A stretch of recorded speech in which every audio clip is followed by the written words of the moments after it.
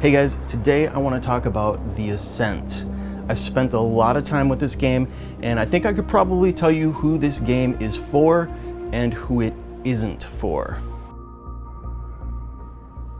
I really enjoy the atmosphere. The graphics and music certainly fit the cyberpunk aesthetic.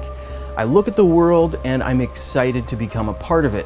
Everything looks so full and lived in, but my brain isn't tricked by what I'm seeing. The illusion is quickly broken and I see the cracks in the matrix. Most of the NPCs and lovely little knickknacks you see have little to no substance. The NPCs don't get in your way at all. Most of them don't even speak. I think of them almost as a rendering shader, and in fact, I think they might be. You can just sort of walk right through them as if they aren't even there.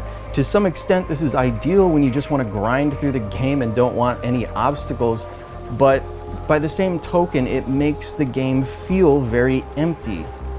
This probably wouldn't be so bad, but visually the game says otherwise.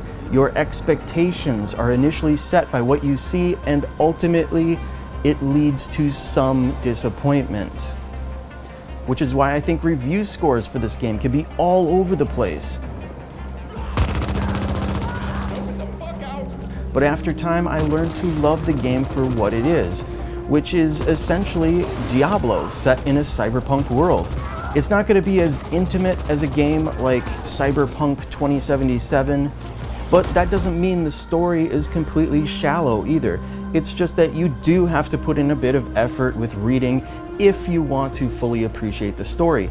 And there is some decent character development as well. You've got this guy barking orders at you in the beginning, kind of treating you like crap, but as you move up the ranks and prove yourself, he develops some respect for you, but also still tries to shield his ego in a way. However, the game can be enjoyed without reading the story. It has that satisfying action RPG game loop that is shared with games like Diablo 3. But because we have more guns in this world, it's controlled like a twin-stick shooter, which I'm actually quite fond of. Get quest, do quest, gain experience, level up, get stronger, learn new skills, repeat.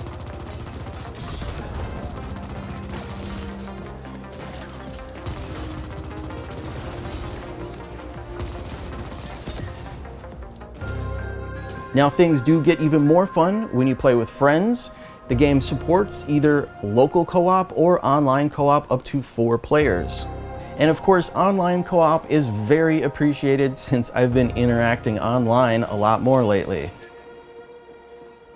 But let's get to my pros and cons, starting with what I do like. First of all, there is no inventory management. Carry as much of everything as you want. No need to micromanage your backpack, which is probably my least favorite thing to do in looter shooters or any game for that matter, so that is a big thumbs up for me. Also, the game does help promote equipment collecting. For those of you that want to have one of every piece of equipment in the game, it does a great job helping you maintain that. All of your items and equipment get stacked, and the game will warn you if you're about to sell the last item in a stack.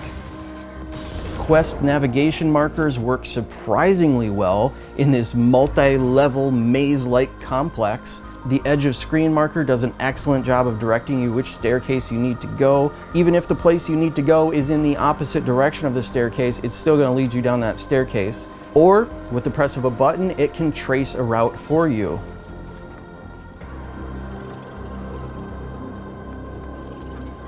Now, as far as things I didn't like about the game, well, it launched with a few bugs. On Xbox One consoles, there were frequent crashes. On Xbox Series and PC, I didn't experience the crashes, but there were a few times when all enemies would just go missing from my game. I'd have to save, exit, and reload to see the enemies again. Also, one of my side quests was glitched and I couldn't progress that part of the story, which also means I wasn't able to get the achievement for completing all side quests. Most NPCs, as I've mentioned, lack substance. They're just sort of like a hologram that you can't even interact with. And again, I just want to highlight my initial disappointment with the game.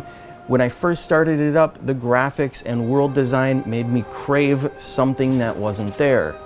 However, like I said, I developed an appreciation for what the game truly is, and I will happily take the detailed graphics along with the actual gameplay now. Another thing that's kind of a mixed bag is that there are no camera controls. This is something I was disappointed with at first, but then I noticed the camera angle changes on its own in different areas of the game. And this really allows the developers to show the game from its best angle. They can highlight beautiful city landscapes and other extraordinary viewpoints, which really helps sell the atmosphere of the game. I'd imagine if I was controlling the camera, I'd probably be looking at the backs of buildings and boring things, and probably even getting turned around a little bit.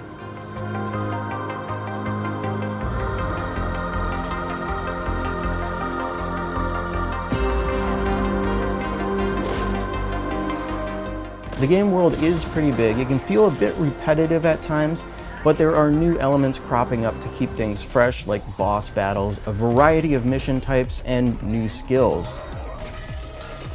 There were aspects of the game that reminded me of the Super Nintendo version of Shadowrun, which just made me appreciate the game even more. I had such a great time playing that game when I was younger, and there's so many elements to this that remind me of it.